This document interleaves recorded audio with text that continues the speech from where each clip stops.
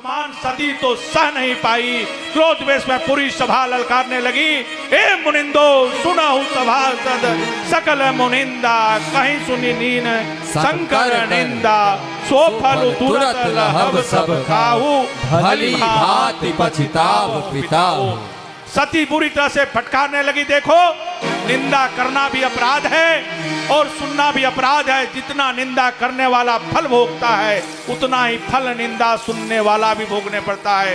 हे मुनिंदो, कहीं सुने जिन्हें शंकर निंदा, जो जग के बिना शिव के बिना पूर्ण नहीं हो सकता है। जिसने भी शिव का अपमान सहा है, देखा है, सुना है, सबको भोगना पड़ेगा।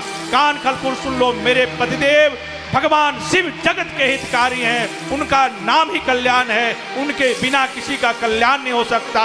वह किसी के यहित नहीं करते, शिव के द्वारा किसी का यहित नहीं होता। अरे चलो, मेरे पिता की बुद्धि पथरा गई, लेकिन तुम्हें क्या हो गया था? तुम तो समझाते शिव के बिना कल्याण नहीं। मैं घोषणा करती हूँ कि जिन सब ने इनको फल भोगना, मेरे बाप को तो पश्चाताप करना ही पड़ेगा। कुछ नहीं, भली भांति पछताएं पिताओं। जैसे जैसे ललकारती जा रही है, लगता मानो नेत्र के वाणी से अग्नि की वर्षा हो रही है। देवताओं के आसन डगमगाने लगे, जग वेदिकाएं कपकपाने लगी, मंत्र शुद्ध होने लगा, वाणी विकृत होने लगी, सारे मंडप हिलने लगे, क्या प्रलय हो जाने लगा, धरती डगमगाने लगी, दिक्पाल डोगने लगे, पर्वत और शिखर टूट टूट कर गिरने लगे, भयानक पवन चलने लगी, दिन में तारे टूटने लगे, मानो विश्व दुर्घटना होने जा रही है। ऐसा दृश्य तो उपस्थित हो गया। कनखल में नागरिक श्वास थाम कर बैठ गए हैं कि बहुत बड़ा अनहोनी होने वाला है। यह कहते कहते सती आवेश में आ गए और अपने पिता की ओर इंगित करके ललकारती बोली कि जिस पिता के अपवित्र सुख से मेरा यह अपवित्र शरीर बना, ऐसे शरीर को मैं जीवित नहीं रखना चाहती। इतना कहकर बाएं चरण के अंगूठे को पृथ्वी में रगड़ा है और रोगाग्नि प्रकट की और सबके बीच में जो मध्य वेदिका बनी थी और अपने आप को स्वाहा कर लिया। अस कही जोगे अगिन तनु जारा, भयो सकल मखहाकार। अस कही जोगे अगिन तनु जारा, भयो सकल मखहाकार। जी भयो सकल मखहाकार, भयो सकल मखहाकार।